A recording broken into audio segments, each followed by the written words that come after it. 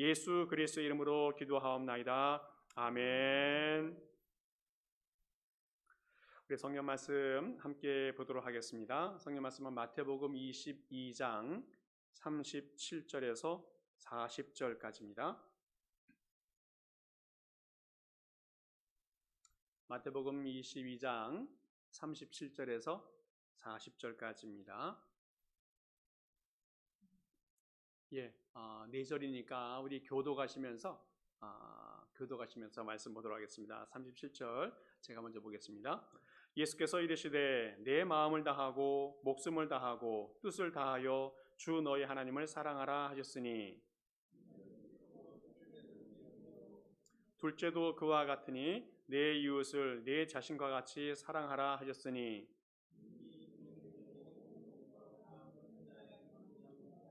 아멘. 예, 요즘 날씨가 너무 많이 좋아졌습니다. 그래서 사람들이 들로 산으로 외출하는 경우가 많이 있는 것 같아요.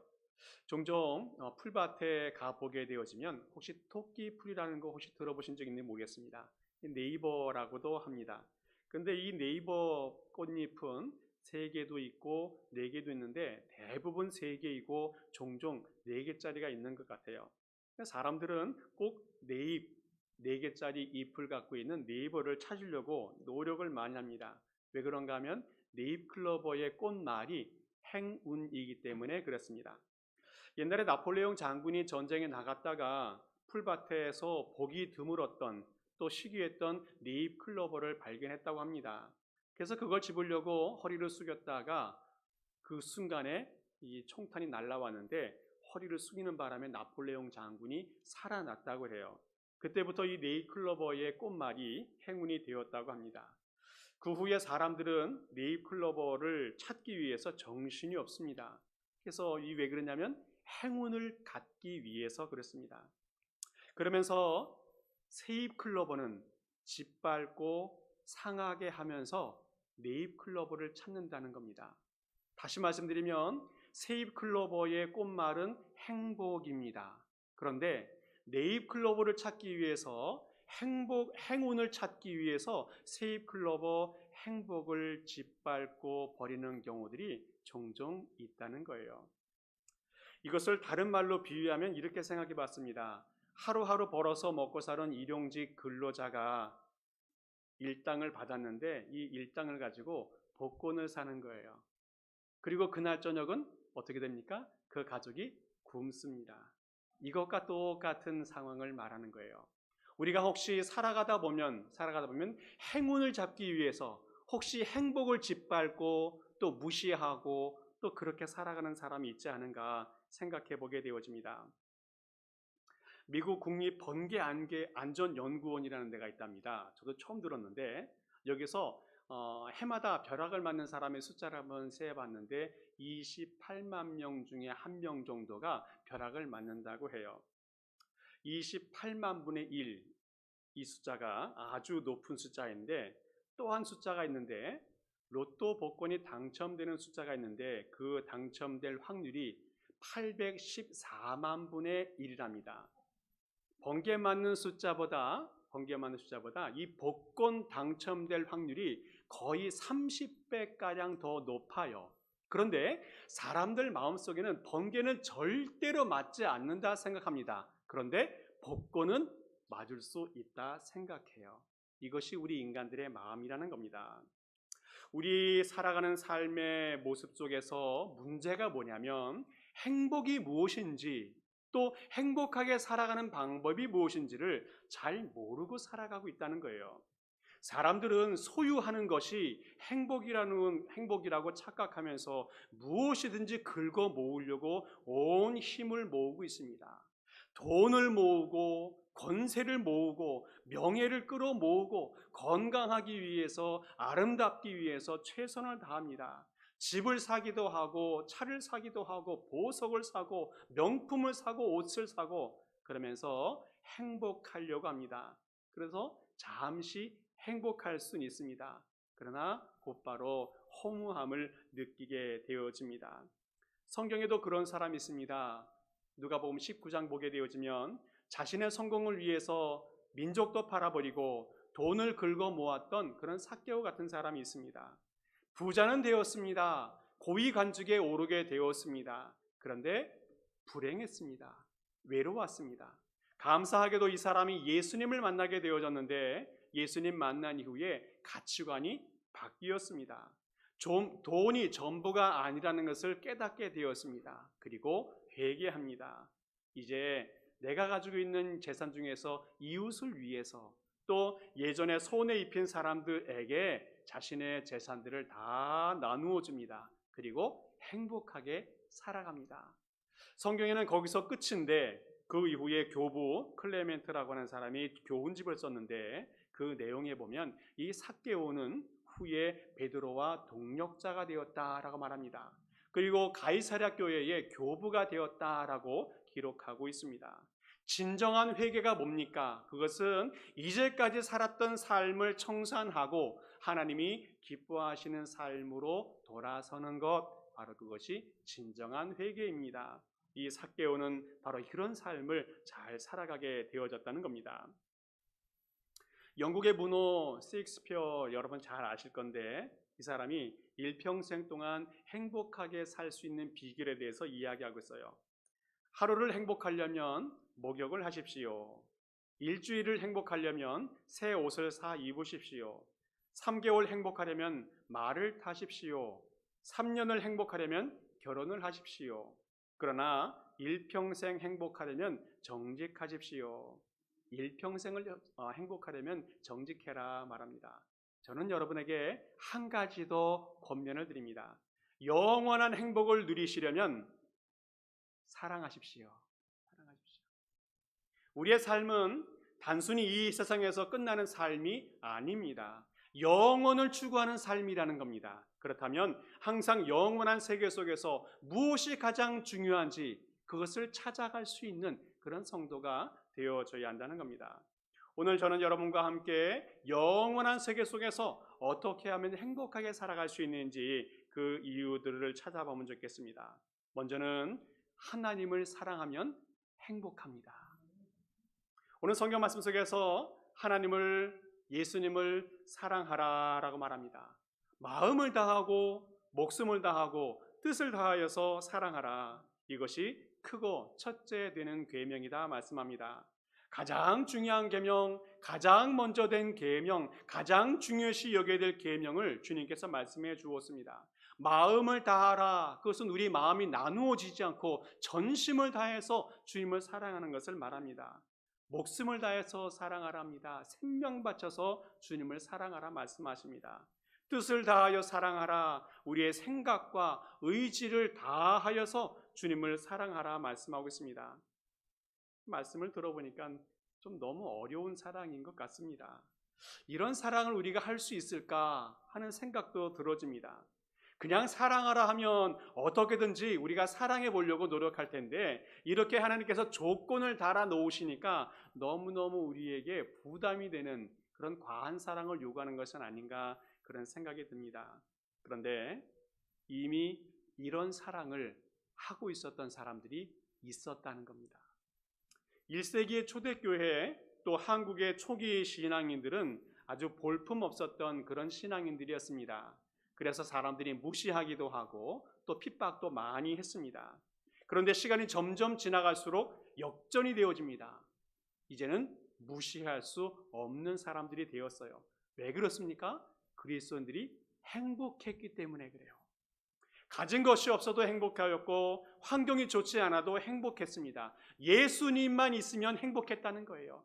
예수님의 사랑만 있었으면 행복했다는 겁니다. 아무리 어려운 환경, 핍박이 있었고 순교의 현장에 갈지라도 예수님을 사랑했습니다. 그리고 그 안에서 행복했습니다. 1세기에 카타콤 벽면에 이런 글씨가 써 있다고 해요. 우리는 서로 사랑함으로 천국을 경험한다. 우리는 서로 사랑함으로 천국을 경험한다. 이런 글귀가 써 있다고 합니다. 성지순례를 한번 가보긴 해야 될 건데 한번 우리 돈 모아가지고 성지순례를 한번 갈 수 있도록 계획을 세우는 것도 좋겠습니다. 이제 로마에 가게 되어지면 기독교인들이 숨어서 살았던 지하 땅굴인 카타콤이 있는데 거기는 지하 카타콤에 기독교인들이 300년 정도 동안 살았어요. 로마 전국에 예수님 믿는 사람들을 핍박하는 그 핍박을 피하기 위해서 동굴을 파고 그 안에서 생활했습니다. 거기에서 태어나고 거기에서 살다가 거기에서 죽습니다. 그런데 그 사람들이 뭐라고 말합니까? 이렇게 어려운 환경임에도 불구하고 우리는 서로 사랑함으로 천국을 경험한다라는 글을 썼다는 거예요. 지하 땅굴에서 언제 죽을지 모르고 불안함과 공포 속에 살았던 그 사람들이 외쳤던 말이 서로 사랑함으로 천국을 경험했다. 이 말을 썼다는 겁니다. 사랑하면 어떤 고난과 어떤 환경 속에서도 행복할 수 있다는 겁니다. 어떻게 이들이 그런 사랑을 경험할 수 있었을까? 그것은 그런 사랑을 받았기 때문에 그렇다는 거예요. 예수님의 사랑을 받았기 때문에 이들은 그런 사랑을 품고 행복하게 살아갈 수 있었다는 겁니다. 모든 조건이 좋지 않았습니다. 그러나 절대적인 사랑, 예수님의 사랑을 경험했기 때문에 이들은 서로 사랑하면서 행복하게 살아갈 수 있었어요. 예수님의 사랑은 말로만 하는 사랑이 아니었습니다. 계산적인 사랑이 아니었고 형식적인 사랑이 아니었습니다. 예수님의 사랑은 버리는 사랑이었고 주는 사랑이었고 헌신하는 사랑이었고 실질적으로 사랑해 주었다는 겁니다. 예수님은 우리에게 진정한 행복과 천국을 주셨기 때문에 자신의 모든 것을 던져버리셨던 분이 우리 주님이셨습니다. 또한 우리 하나님도 이런 사랑을 보여주었어요. 끝까지 참아주는 사랑의 하나님이셨습니다. 이스라엘 백성들이 하나님을 원망하고 대적할 때에 내가 다 쓸어버리겠다 다짐했던 적이 몇 번이었습니까? 그러나 하나님은 마음을 바꾸셨습니다. 참고 또 참아주시고 결국 하나님의 백성을 약속의 땅으로 천국으로 축복의 백성으로 인도해 주셨다는 겁니다. 왜 그렇습니까? 우리 하나님은 사랑의 하나님이기 때문에 그렇습니다. 한국에 있을 때 어떤 집사님이 부모님을 위해서 오랫동안 기도한 분이 계셨습니다. 근데 감사하게도 돌아가시기 바로 직전에 큰 병에 걸리셨어요. 근데 더 감사한 것은 그분이 교회를 출석하기 시작했습니다. 그리고 그 어르신이 하나님을 믿기 시작했어요. 그리고 세례를 받고 얼마 안 후에 천국에 가셨습니다.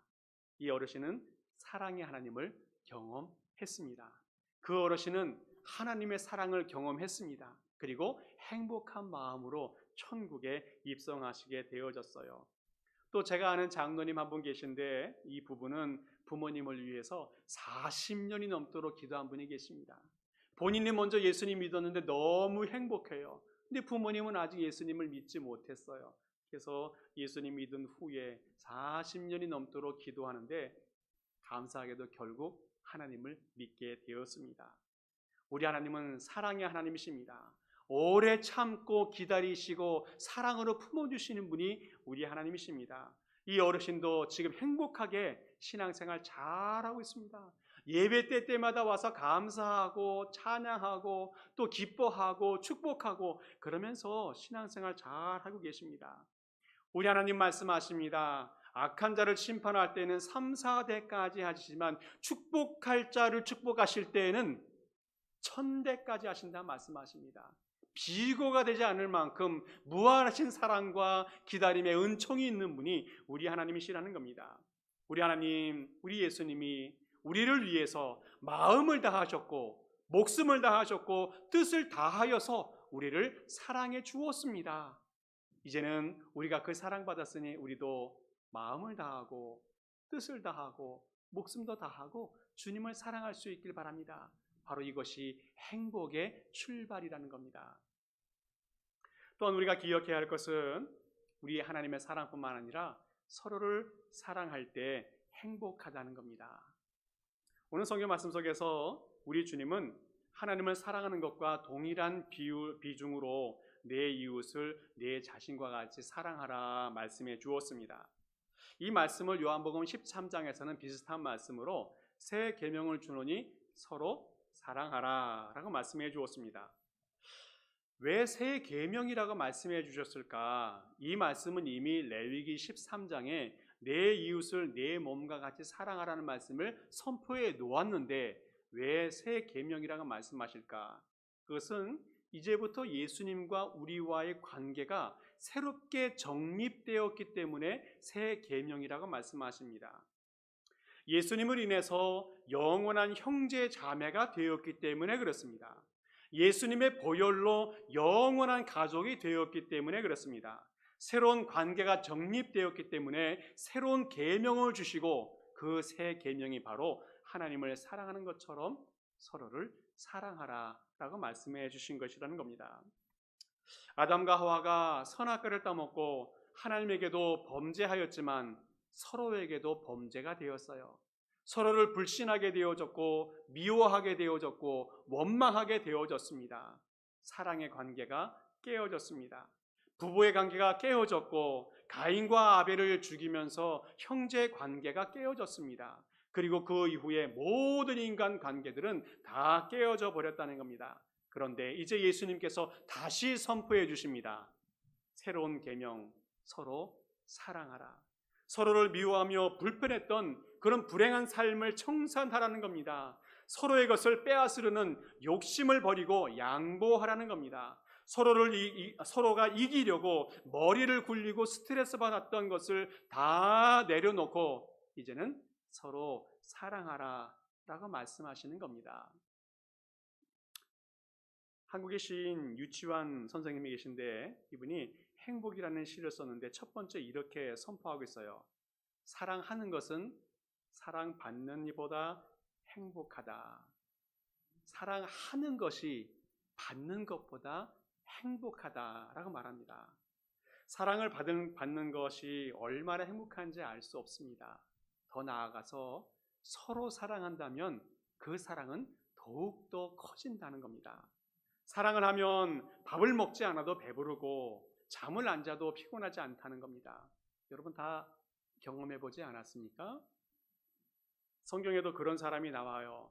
야곱이 라헬과 결혼하기 위해서 14년 동안 수고를 했는데 수일처럼 지나갔다라고 말합니다.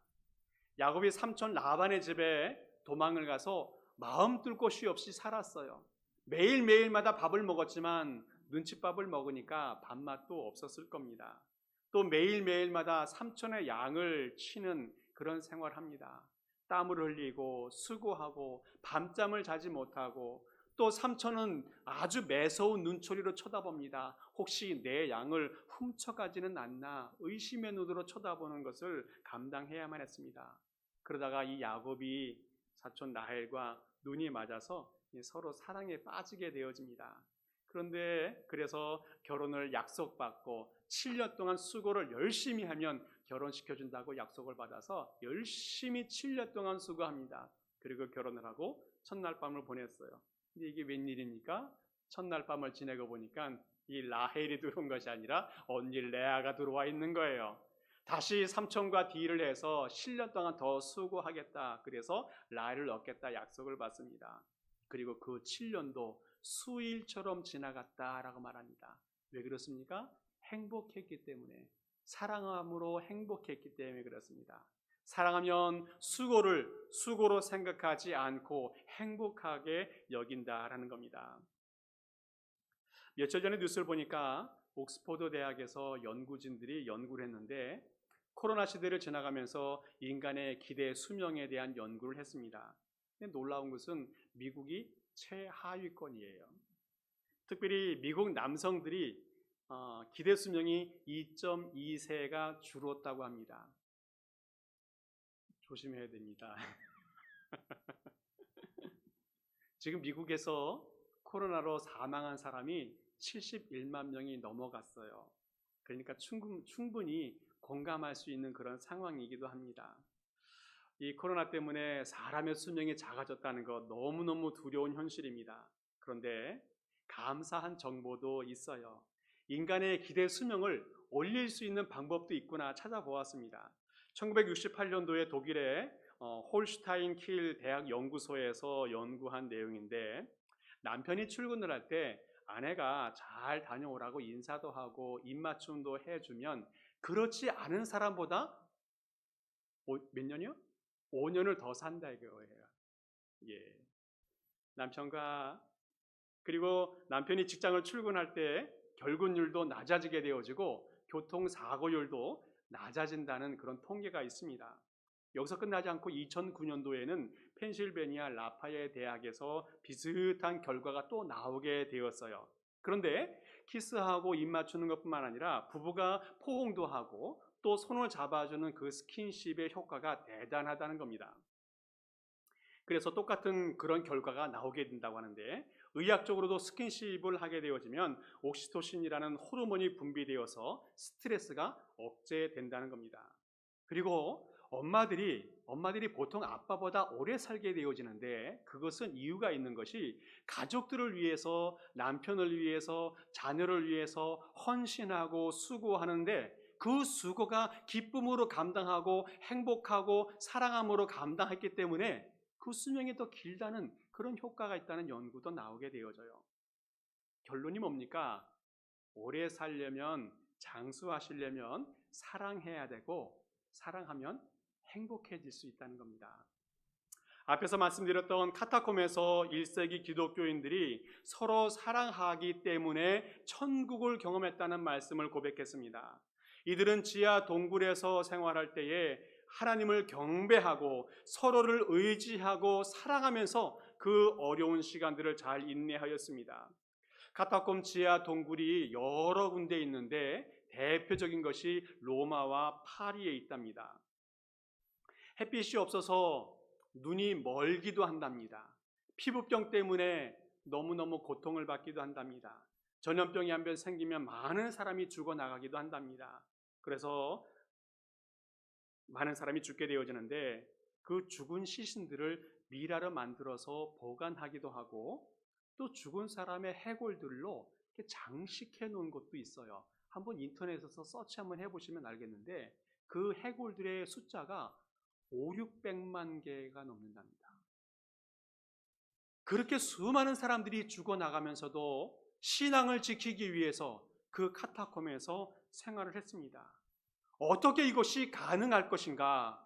물론 하나님을 사랑했기 때문에 가능합니다. 그런데 서로 간에 사랑이 있었기 때문에 그 형제 자매와 가족과 신앙을 지키는 사람들이 서로를 사랑했기 때문에 이 일이 가능했다는 겁니다.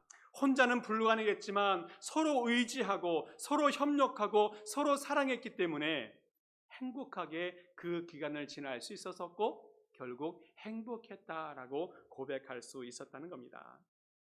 지금 이 시대는 단절의 시대를 살아가고 있습니다. 믿음을 지키기가 참 어려운 시대를 지나고 있습니다. 그러나 함께하면 이겨나갈 수 있습니다. 서로 사랑하면 이겨나갈 수 있습니다. 비록 이 땅에서는 우리가 미라처럼 몸도 마음도 메말라 가더라도 함께 천국을 향해서 살아가는 영원한 친구가 되어진다면 우리는 행복하게 살아갈 수 있고 축복의 백성이 될 수 있다는 것입니다. 우리 모든 성도님들 서로 사랑하면서 이 천국을 경험해 갈 수 있기를 간절히 축복합니다. 또 하나 우리가 살펴본다면 사랑으로 인정받으면 행복해질 수 있습니다. 오늘 성경에서 사랑을 하는 것이다 라고 말합니다. 사랑은 생각하시는 것이나 느끼는 것이나 아는 것이다 라고 말하지 않고 사랑은 하는 것이다 라고 말합니다. 종종 보면 사랑을 받으려고만 하는 사람이 있습니다. 이런 사람들은 다른 사람을 괴롭히고 힘들게 하는 경우가 많이 있습니다. 오늘 성경에서는 우리 주님이 서로 사랑하라 라고 말씀하고 있습니다. 남편이 아내를 사랑하는 것만큼 아내도 남편을 사랑해야 되고 부모가 자식을 사랑하는 것만큼 자녀도 부모님을 사랑해야 합니다. 회사에서도 사장님이 직원들을 사랑하는 것만큼 직원들도 회사를 사랑하고 또 사장님을 사랑해야 합니다. 학교에서도 선생님은 학생을 사랑하고 학생도 선생님을 사랑하고 우리 교회 안에서도 목회자가 성도들을 사랑하고 성도들도 교회를 사랑하고 목회자를 사랑하는 이것이 바로 서로 사랑한다는 그런 의미가 되어지겠습니다. 서로 사랑해야 행복합니다. 여러분들 혹시 옛날에 짝사랑 해본 적 있습니까? 얼마나 힘들고 불행한 삶인지 알 수 없습니다. 마음이 다 녹아내려가는 그런 경험이 그 짝사랑이라는 겁니다. 우리 주님은 서로 사랑하라 라고 말씀하고 있습니다. 왜 서로 사랑하라 말씀하시는가? 그리고 이렇게 서로 사랑하면 어떻게 되는가? 요한복음 13장 말씀에 이렇게 말씀하고 있습니다. 너희가 서로 사랑하면 이로써 모든 사람이 너희가 내 제자인 줄 알리라. 사랑하면 제자가 되어진다는 겁니다. 세상이 알아준다는 겁니다. 서로 사랑하는 모습을 보면서 세상 사람들이 저 사람이 진짜 예수쟁이야, 진짜 참 예수님의 제자야 라고 인정해 준다는 겁니다. 참 살기 힘든 그런 힘든 어려운 생활을 우리가 보내고 있습니다. 경제도 어렵고 또 질병 때문에 두렵고 무엇보다 서로에 대한 불신과 또 속여 먹으려고 하는 그런 관계 때문에 우리가 힘들어하고 있습니다. 이민을 와서 살다 보니까 한국 사람을 만나면 너무 반갑고 또 정이 가기도 하고 또 만나면 쫓아가서 말 한마디라도 걸어보고 싶은 것이 이것이 정상인데 요즘은 분위기가 바뀌었습니다. 한국 사람 만나는 것이 두려워졌고 또 피하게 되는 이유가 무엇인지 좀 씁쓸하게 마음이 듭니다. 예수님은 예수님 믿는 사람들에게 사명을 주었습니다. 바로 그것은 사랑하는 사명, 축복을 선포하는 사명을 주셨습니다. 지난주 말씀드렸던 것처럼 축복을 선포하라. 그러면 받을 만한 사람은 받고 못 받으면 다시 돌아온다고 말씀하고 있습니다. 먼저 믿는 우리들은 사랑하는 삶을 살아가야 할 줄 믿습니다. 조금 손해보더라도 또 손해가 너무 힘들더라도 먼저 사랑하는 사람이 되어야 한다는 말씀을 오늘 해주고 있습니다. 오래오래 살아본 사람들은 이런 말들을 합니다. 손해보고 사는 삶이 바른 삶이다. 지는 것이 이기는 것이다. 오래오래 살아본 분은 다 알고 고백하는 말들입니다. 우리 예수님도 이렇게 말씀하십니다. 오른뺨을 맞으면 왼뺨도 돌려대고 속옷을 달라는 자에게 겉옷도 주고 오리를 가자고 하는 사람에게 십리를 가주라. 이것이 서로 사랑하는 것이고 서로를 위해서 축복하는 것이다 말씀해 주고 있습니다. 사람이 한순간에 확 바뀌는 것은 너무너무 어렵고 드문 일입니다. 그러나 조금씩 한번 노력해 보시면 좋겠습니다. 그러다 보면 언젠가는 주님의 제자처럼 되어질 줄을 믿습니다. 가정에서 가까운 이웃에게 주변 사람들에게 이런 사랑의 삶을 살아가 보면 좋겠습니다. 이것이 행복입니다. 그렇게 살아가다 보면 언젠가 주님께서 말씀하실 것입니다. 이제 내 참 제자가 되어져 가고 있구나. 이런 칭찬과 이런 축복을 받는 것 우리에게 얼마나 큰 축복인지 알 수 없습니다. 말씀을 정리합니다. 제가 이제 이곳에 이사 온 지 한 달 정도 됐는데 아직 새벽 기도를 할 수가 없는 상황이어서 혼자 새벽에 일어나서 성경을 읽다가 그 전에 보지 못했던 아주 놀라운 말씀을 하나 발견했어요. 제가 요즘 계속 행복에 대한 말씀을 전하다 보니까 행복이라는 글자만 나오면 잡아내요. 신명기 10장 말씀을 보니까 이렇게 말씀합니다. 하나님께서 내가 오늘 내 행복을 위해서, 이 무슨 말씀입니까? 하나님의 소원이 우리의 행복이라는 거예요. 하나님은 우리의 행복을 위해서 수많은 일들을 행하셨다는 겁니다. 하나님은 무슨 일을 하셔도 우리의 행복을 목적으로 일을 행하신다는 겁니다. 우리의 행복을 위해서 사람을 선택하셨고 가나안 땅으로 인도하였고 율법도 주셔서 그 법대로 살아가게 하시고 어쩔 때는 징계도 내리시지만 그것이 우리의 행복을 위해서 해주셨다는 겁니다. 그렇다면 당연히 우리는 행복한 삶을 살아야 될 책임이 있습니다. 어떻게 합니까? 오늘 말씀을 다시 한번 기억하면 좋겠습니다. 하나님을 사랑하십시오. 그러면 행복합니다. 서로를 사랑하십시오. 그러면 행복합니다. 그리고 예수님의 제자로 인정받으십시오. 그러면 행복하실 것입니다. 이런 행복을 누리는 우리 모든 성도 될 수 있기를 간절히 축복합니다. 기도하겠습니다. 아버지 하나님 감사합니다. 하나님께서 우리의 행복을 위해서 이제까지 얼마나 많은 일을 해주셨는지 생각해 봅니다. 불의한 저희를 찾아와 주시고 불순종한 저희를 참아 주시는 하나님께 감사를 드립니다. 또한 우리에게 밝은 미래와 소망을 주심에 감사를 드립니다. 이제는 주님의 뜻대로 사랑하면서 살게 하여 주시옵소서. 먼저 내 마음을 다하게 하시고 목숨을 다하게 하시고 뜻을 다하여 주님을 사랑하게 하시고 또한 우리의 가족과 교회 식구들과 이웃을 내 몸처럼 사랑하게 하여 주시옵소서. 그래서 우리가 예수님의 제자임을 인정받게 하여 주옵소서. 또한 그런 삶을 살아서 우리 주위에 또 사랑에 목말라 하는 사람들에게, 행복에 목말라 하는 사람들에게 우리 성도들이, 우리 교회가 그 갈증을 채워주는 사명을 감당하게 하여 주옵소서. 그래서 이 세상이 하나님의 사랑으로 충만하게 하시고 하나님의 행복으로 충만하게 하여 주시옵소서. 감사드리며 예수 그리스도의 이름으로 기도하옵나이다. 아멘.